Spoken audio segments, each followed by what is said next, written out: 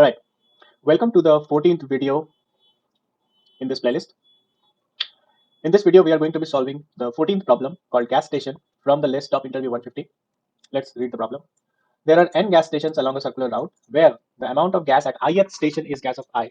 Okay, you have a car with an unlimited gas tank and it cost of I gas to travel from ith station to its next I plus 1th station. You begin the journey with an empty tank at one of the gas stations. Given two integers arrays, gas and cost, return the starting gas station index if you can travel around the circuit once in the clockwise direction. Otherwise, return -1. If there exists a solution, it is guaranteed to be unique. Okay. So we have been given two arrays, gas and cost, and now we need to return the starting index of the array from which if a car starts, then it is able to complete the loop. So in this case, the starting index is 3, which is 0, 1, 2, 3, this one. So here it says if a car starts here at a 0 gas, it is able to complete the full circuit.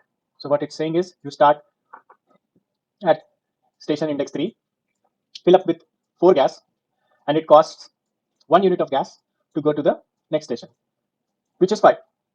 And here again, when we reach 5, we gain the gas 5 again, 5 amounts of gas again, and to go to the next station it costs 2. So we are reducing this, and following this logic, it is able to reach the station 3 again, and hence 3 is returned as the starting index. In the other case, here it says output is -1 because it doesn't matter where we start from, we will never be able to complete the loop. So approach for this problem would be, if my total gas is less than total cost, this means the car will never be able to complete the circuit. So in this case, we're going to return -1. So that's the first scenario. Second scenario is there exists a solution. Before going there, this means that sum of all gases at all stations should not be less than sum of cost of gases to reach each station. So if this is the case, then we will never be able to reach. Okay. Now, once we have validated this condition, what we need to do is we need to find the solution. Now, what we can do is we can run the same loop again. So start at the first station and consider that it is a candidate starting point. Now, in problems like this, whenever we are considering an index to be a candidate index, we can assume this is the correct start index until the cost to go to the next station is not negative. So instead of calling it cost, we should call it gas remaining in tank. Now, if we are able to go from station 3 to station 4 with a non-negative gas tank, it means we can continue going in the forward direction. The moment we reach a point where the gas remaining becomes negative, this means that we won't be able to go any further if we started at the candidate start index. In this case, we update the candidate index to be the immediate next index, station index. So what I'm essentially saying is, let's say we have station 1, station 2, station 3, station 4, station 5, and so on. So what I am essentially saying is that if I start at station 1 and I am able to go till station 5, and I assume that starting candidate is station 1, and I am able to go till station 5, and here at 6 I'm not able to go from 5 to 6. So I don't need to validate all the stations in between so that if they can be a starting index, because we first know that there is always a unique solution. And if we are able to reach station 2, 3, 4, and 5 when starting index is station 1, then it is guaranteed that if there is a solution which exists on the right hand side of the array, then it will be able to reach station 1, and then we will be able to cover all the indexes after that. So because of this loop constraint, what we do is we set the starting candidate to be the immediate next station where the remaining gas becomes negative. That's why we are doing that. And let's say it fails again. So now S6 can go to S7, S8, S4, S5, and S1 again, and it fails again here somewhere. So now we know that, okay, if we start at S6, we won't be able to make this jump, which is between S1 and S2. And we know that there is a solution which exists.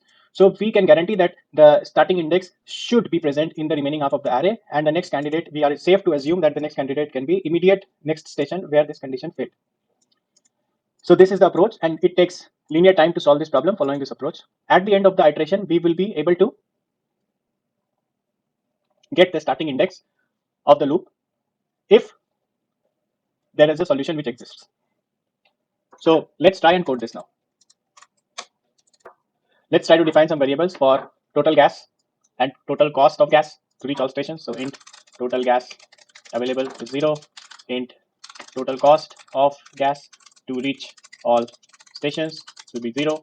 For int I is 0, I is less than gas dot length, I plus plus, and total gas available plus equals gas of I, total cost of gas to reach all stations plus equal to cost of I.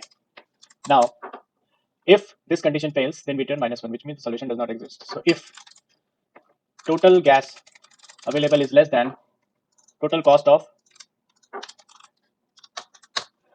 gas to reach all stations, we return -1.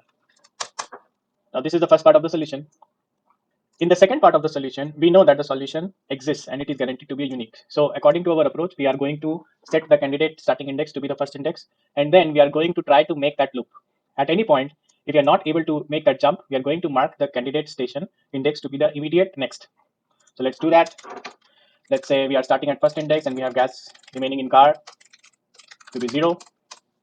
So for int I is 0, I is less than gas dot length, I plus plus. Now let's say int candidate starting index is 0. Now in order to go forward, what we need to do is calculate the gas remaining in car, and this should be gas of I minus cost of I. So the gas we gain at the current station I minus the cost it takes to go to the next station. This will be the gas remaining.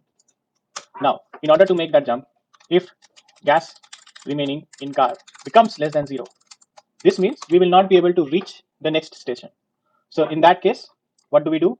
We reset the gas remaining in the car, we reset it to 0, and we update the candidate starting index to be the immediate next, which will be I plus 1. Because our current index is I in the iteration, so immediate next would be I plus 1. Finally, we return candidate starting index. Okay, so let's try to run this code and see if it's able to pass the test cases. Here, one thing is to be able to calculate the gas remaining in the car, we first need to look at how much gas we would gain and what is the cost we need to spend to go to the gas station. And then we also need to accumulate the gas in the car. So this should be plus equal to. So gas remaining in car should be plus equal to, which means whatever the gas which is already there in the car plus the new accumulation minus the cost. So this is how this logic should work. Now let's try to run this code and see if we are able to pass the test cases. Yes, we are. Let's try to submit this code and see if we can get an accepted solution. Yes, we can get an accepted solution. So in this video, we solved the problem gas station, which is the 14th problem from the list top interview 150. In the next video, we are going to be solving the 15th problem from this list top interview 150 from Leetcode.